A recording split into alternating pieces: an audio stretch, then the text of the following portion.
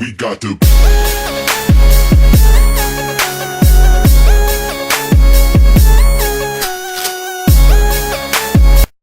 He consistently ranks in the Forbes list of the world's wealthiest people. He's one of the best-known entrepreneurs of the personal computer revolution. He is the second most generous philanthropist in America, having given over $28 billion to charity. He's Bill Gates, and here are his top 10 rules for success. When I started Microsoft, I didn't think of it as all that risky. I mean, I was so excited about what we were doing. It's true I could have gone bankrupt, but I had a set of skills that were highly employable.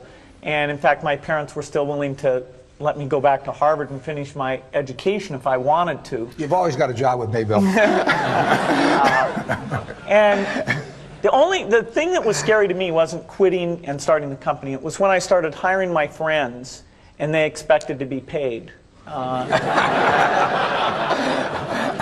then we had customers who went bankrupt, customers that I'd counted on to come through. And so then I got this incredibly conservative approach that I wanted to have enough money in the bank to pay a year's worth of payroll, even if we didn't get any payments coming in. And I'm almost true to that the whole time. We have about 10 billion now, which is pretty much enough for the next year. Anyway, if you're going to start a company, it takes so much energy that it better overcome your feeling of risk. I don't think that you necessarily, if you're going to start a company, should do it at the start of your career. I think there's a lot to be said for working for a company, learning how they do things. If you're young, it's hard to go lease premises. They made that hard for me. You couldn't rent a car when you were under 25 at the time, so I was always taking taxis to go see customers. The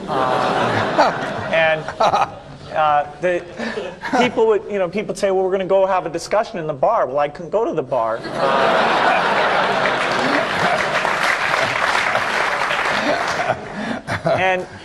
But that's fun, because I'll tell you, when people are first skeptical and they think, oh, this kid doesn't know anything, then when you show them you've really got a good product and you know something, they actually tend to go overboard and they think, whoa, they know a lot. Let's really do an incredible amount with these people. So our youth, at least in this country, was a huge asset for us once we reached a certain threshold. It's hard to hire older people because they'll be a little bit conservative about whether they should come and take the risk. And it took 3 or 4 years before we could go out into the normal sort of employment pool. But those problems that come with starting a firm, you better think of those as part of the pleasure, part of the challenge that is part of the excitement. I want to thank Harvard for this honor. I'll be changing my job next year, and it will be nice to finally have a college degree on my resume. I applaud the graduates for taking a much more direct route to your degrees. For my part, I'm just happy that the Crimson called me Harvard's most successful dropout. I guess that makes me valedictorian of my own special class. I did the best of everyone who failed. But I also want to be recognized as the guy who got Steve Ballmer to drop out of business school.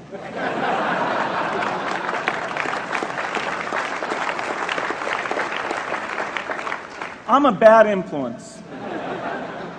That's why I was invited to speak at your graduation.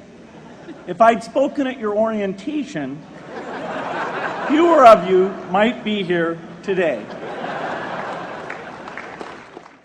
I'm in meetings a lot. My calendar gets very full with those, and then at night, after the kids have gone to bed, I'm on email a great deal. I get messages during the day. That's my chance to give long responses. And then over the weekend, I send a lot of mail as well.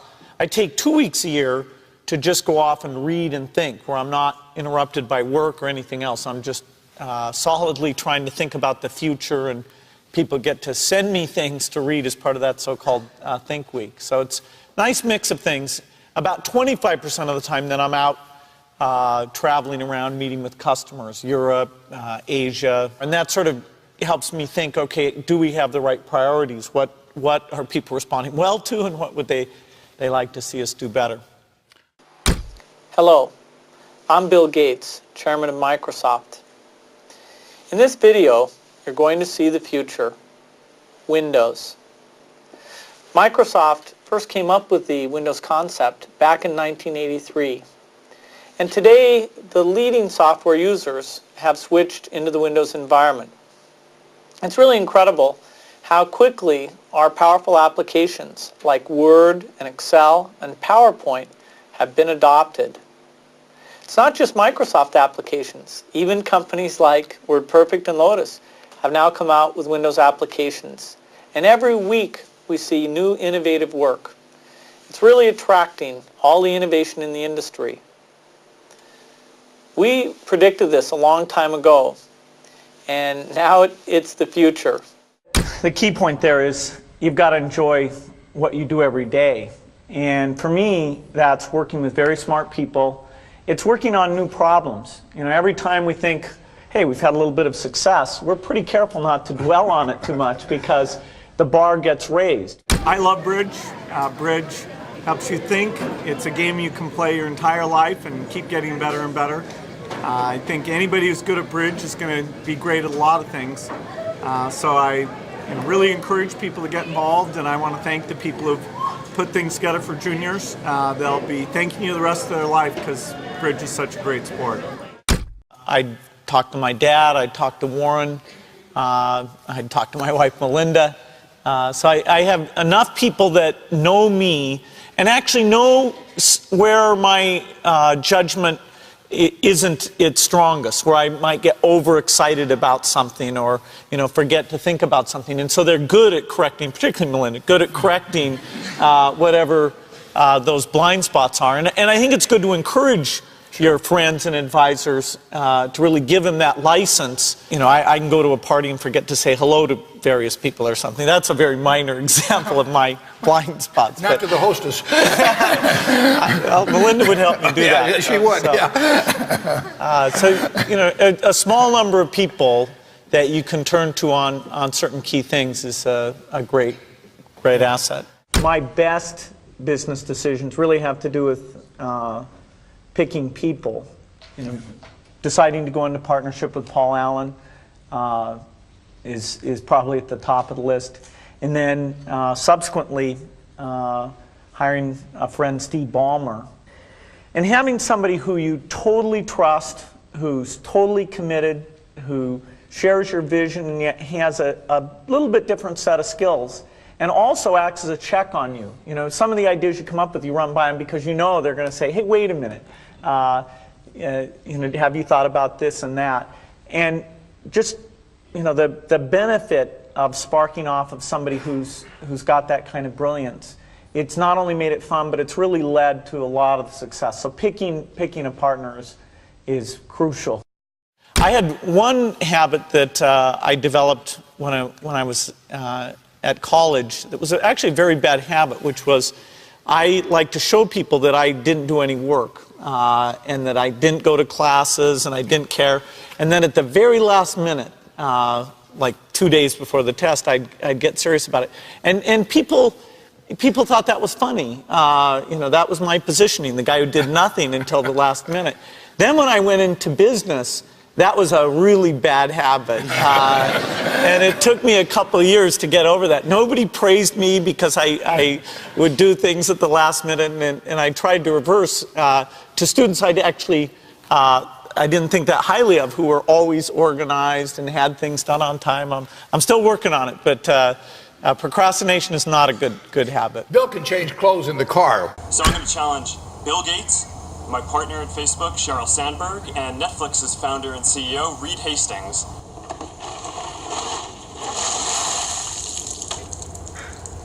I'm glad to give to ALS. It's a great cause, but I want to accept this challenge. I want to do it better than it's been done. Been working on this, got this design. There we go. Yeah. It's going to be great.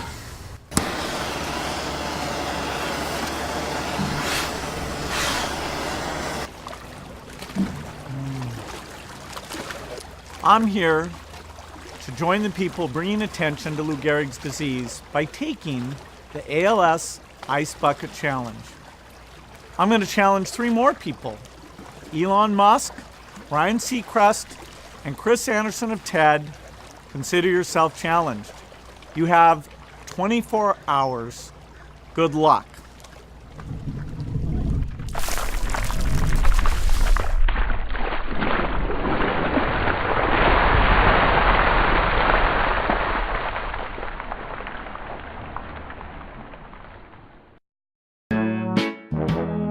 People, let me tell you about my best friend. He's a warm-hearted person who loved me till the end. Now, people, let me tell you about my best friend. He's a one-boy cuddly toy, my up, my down, my pride and joy. People, let me tell you about him. It's so much fun, whether we're walking man to man or whether we're walking sun to sun, 'cause he's my best friend.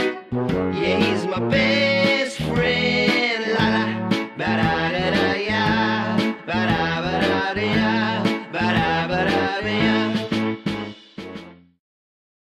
Is it true that you can leap over a chair from a standing position? It depends on the size of the chair. I'll cheat a little bit. Yes!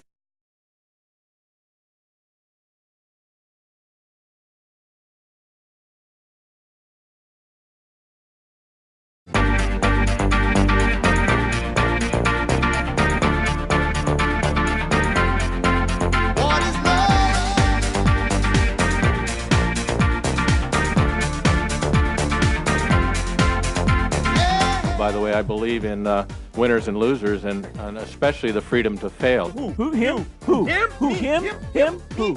Me?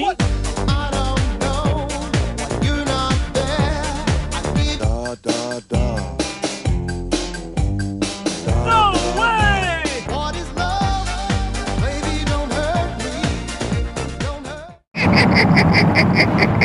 Oh,